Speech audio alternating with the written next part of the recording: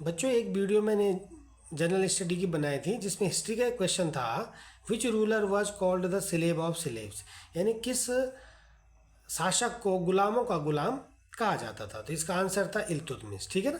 तो इल्तुतमिश के बारे में मैंने आपको बताया था, ये कुतुबुद्दीन ऐबक का दामाद था और गुलाम भी था, दोनों गुण थे इसमें, दामाद भी था तो गुलाम भी था। ठीक है, किसका? कुतुबुद्दीन ऐबक का।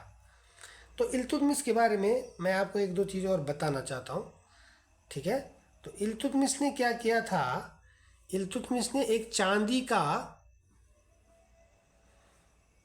का जीतल बनवाया था और एक बनवाया था तांबे का टका।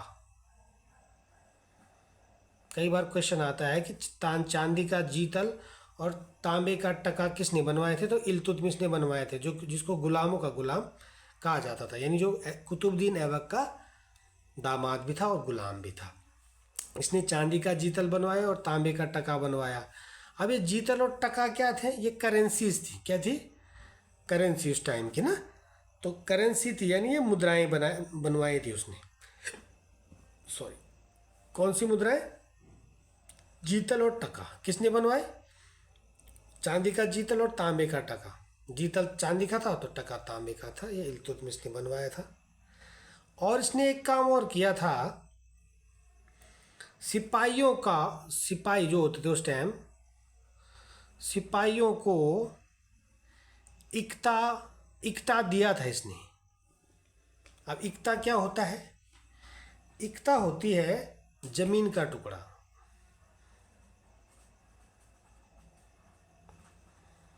जमीन का जो टुकड़ा था उसको इक्ता कहा जाता है। क्या कहा जाता है उसको? इक्ता कहा जाता है। ठीक है, तो उस समय सैलरी वगैरह होती नहीं थी, तो जो ज़्यादा काम करता था उसको ज़मीन का टुकड़ा दिया जाता था। तो ये इल्तुतमिश ने इसको इक्ता, सिपाहियों को इक्ता दिया, मतलब इक्ता देने की शुरुआत इसी ने करी थी। और इक्ता क्या था? ज़मीन का जो टुकड़ा दिया जाता था उसको इक्ता कहा जाता था। ठीक है, तो इक्ता भी इसने दिया था, ज़मीन का टुकड़ा सिपाहियों को दिया जाता था, ये इल्तुतमिश ने चलवाया था।